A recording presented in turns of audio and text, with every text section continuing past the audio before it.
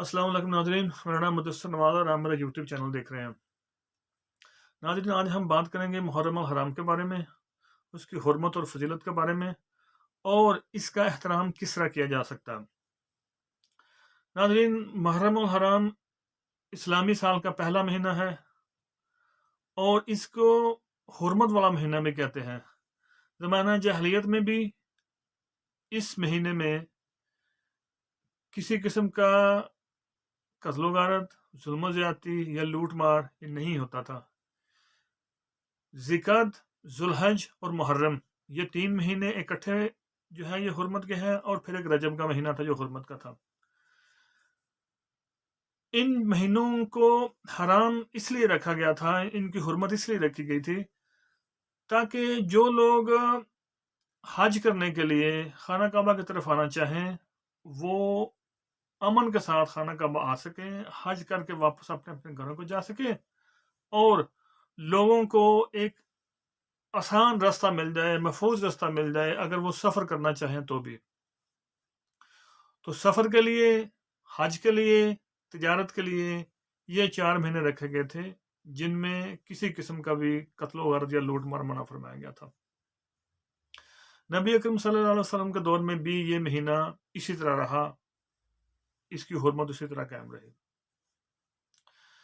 नाज़रीन, मुहर्रम अल हराम बहुत ही हुर्मत वाला महीना है।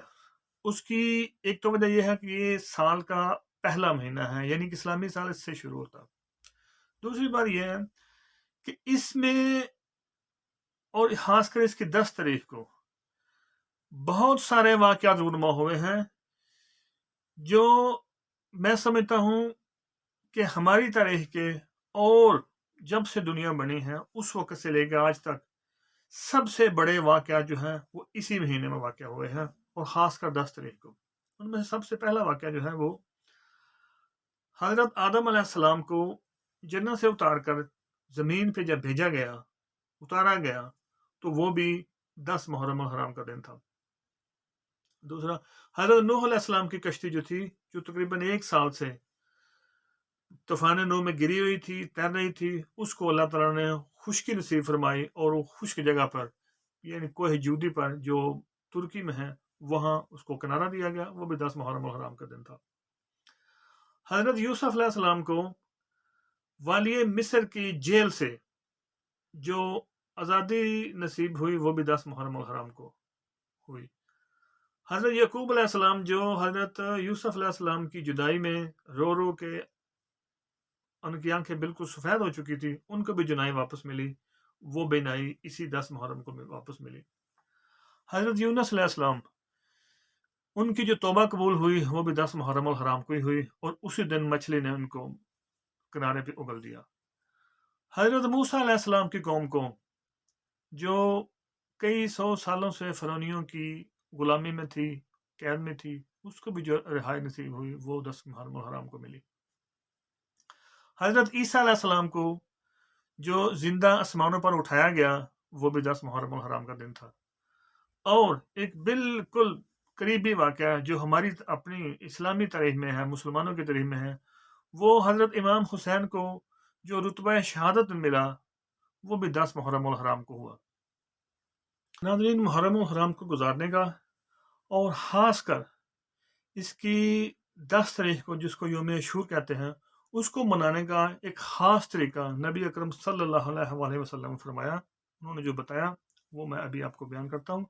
सबसे पहला काम जो करना चाहिए हमें वो इस रोज़ गुस्ल करना चाहिए, क्योंकि हदीस नबवी सल्लल्लाहु अलैहि वसल्लम के मुताबिक अगर कोई बंदा 10वीं मुहर्रम अल हराम को गुस्ल करता है तो उसको सवाए मर्ज़ल मौत के कोई और बीमारी पूरे साल में नहीं लगेगी।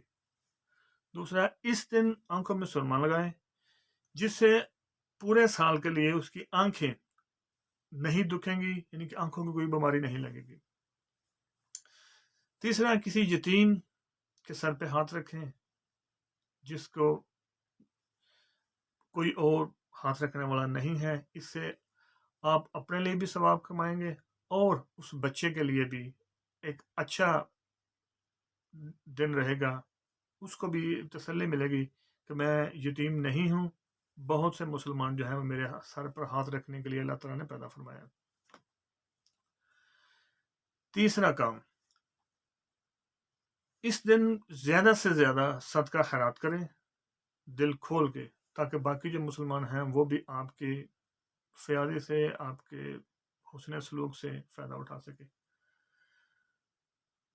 غریبوں کو، یتیموں کو، مسکینوں کو اور عام مسلمانوں کو کھانا کھلائیں، اس کی بھی بڑی فضیلت بیان کی گئی ہے۔ اور زیادہ سے زیادہ پانی کی سبیلیں لگائیں، تاکہ زیادہ سے زیادہ مسلمان، زیادہ سے زیادہ لوگ پانی پئیں۔ اس کے بارے میں نبی اکرم صلی اللہ علیہ وسلم نے فرمایا کہ اس کا بھی بڑا ثواب ہے۔ سب سے اہم کام جو کرنے والا ہے وہ یہ ہے کہ اس روز روزہ رکھا جائے۔ نبی اکرم صلی اللہ علیہ وسلم نے فرمایا، یہ مسند امام احمد میں حدیث نمبر 2154 ہے، اس میں نے فرمایا کہ تم 10ویں محرم الحرام کا روزہ رکھا کرو، اور اس کے ساتھ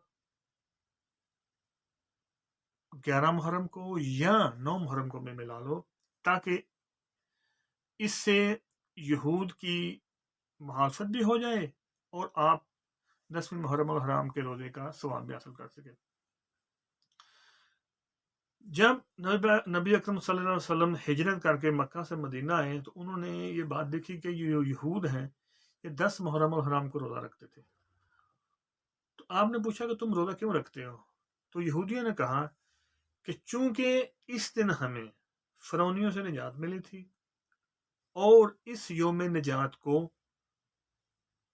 حضرت موسیٰ علیہ السلام نے کہا تھا کہ تم روزہ رکھ کے منایا کرو، تاکہ اس یوم نجات کو تم اللہ کا شکر ادا کرو کہ اس نے تمہیں فرعونیوں سے نجات دی۔